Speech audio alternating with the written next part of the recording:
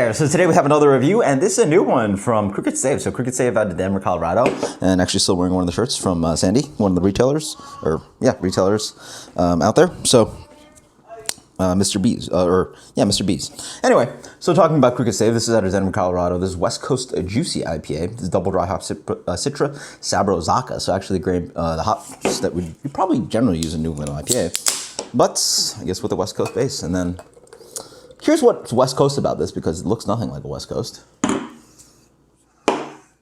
Comes in super pale. Let's get New England IPA. Beer comes in at 6.2%, quite fresh. And so beer comes in a light gold color, fluffy, wonderful white head. Medium haze on that, medium to medium plus, not extremely hazy.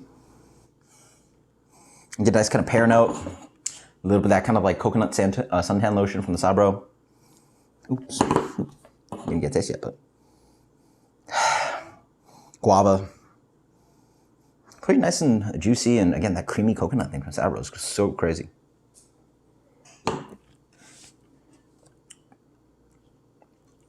What is that? It's got this like peppery arugula thing, which is quite interesting which is a interesting tasting note that I was thinking of recently. But yeah, it's like peppery vegetal kind of thing that rides in here. A little bit of that creamy coconut thing, not super expressive of other fruits, like maybe a little bit of guava, a little bit of white grape grabbing in there. Just like a harshness of the water. So I guess like how they're treating the water is a little bit more accentuating bitterness, but it's like played weird into the like lighter grains they use in here. West Coast IPA generally has a little bit more color and a little bit more oomph of sweetness. Really, again, the classic flavor to me is like pine needles, creme brulee, just like sweet, dried or creme brulee grapefruit. Grapefruit skin, oily, bitter, pine, wrapped around like sugar-coated pine. It's like a nice analogy.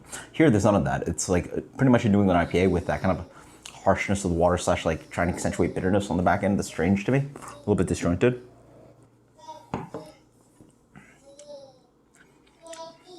I can't sort of get past. It's like, honestly, it's a little bit aspirin-y. Yeah, it's a little bit like which is confusing, right? The aspirin-y would be a heavier calcium chloride addition, which would accentuate malt flavor, which is what you generally want to do with New England IPA. The opposite is when you accentuate sulfates, calcium sulfide, or sulfates. There you go. That's a Darwin study, just like flying out of his brain. Anyway, essentially sulfates, you're going to get more bitterness, sort of showing off the bitterness more. So, confusing all hell. I'm having a hard time with this one. B-, let's go with an 82. It's not bad beer, but it's just like, when things just don't work, like it's not necessarily many things that like, again, it's not necessarily bad beer. It's just like, it just doesn't work. So then therefore you have to give it a bad rating, right? 82. This is Stave West Coast Juicy IPA. Surprised I didn't really like it, but until next time, guys, cheers. Later.